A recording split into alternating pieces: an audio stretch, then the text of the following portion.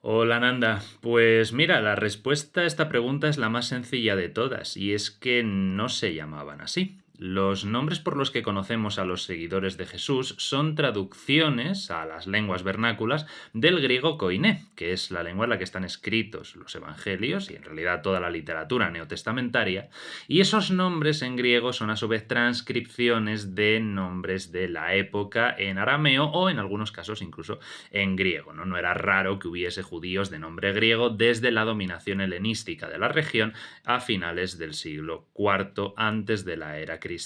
Pero vamos a ver los que has comentado. El apóstol que los hispanohablantes llamamos Juan se llamaba Yohanan, que es su nombre en hebreo, arameo.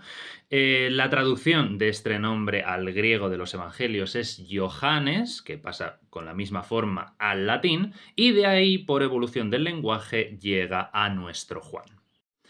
En el caso de Pedro es que no se llamaba Pedro, su nombre era Simón Bar Yoná, por eso se le conoce como Simón Pedro. Simón es un nombre hebreo cuya raíz es shamá, escuchar, y cuando Jesús llama a los discípulos se dirige a él como Cefas o Kefas, ¿no? Una forma helenizada del arameo kefa, que significa piedra o roca, y así es como se refiere también Pablo a él en sus cartas.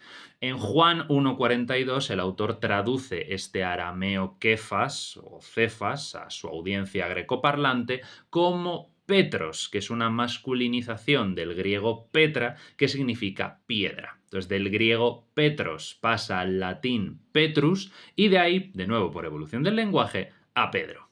Pablo tampoco es su nombre de nacimiento, se llamaba Saulos en griego, que nosotros decimos Saulo, pero que es la forma griega del hebreo Saúl, ¿no? Como el rey Saúl. Entonces, después de convertirse en judeocristiano, empieza a presentarse como Paulos, que es la forma griega del latín Paulus. Entonces, como digo, era muy habitual que alguien de la diáspora como Saulo utilizara un nombre o una transcripción griegos de un nombre latino.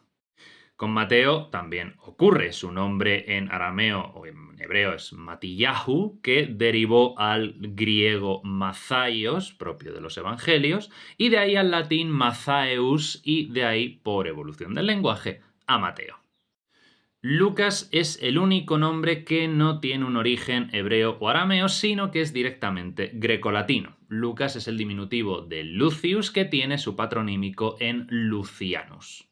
Y con respecto a Marta y María, el primero es una transliteración tal cual del hebreo Marta, con vocal final larga, mientras que el nombre arameo era Miriam, que en el griego de los evangelios pasó a ser Mariam con su variante corta que es María.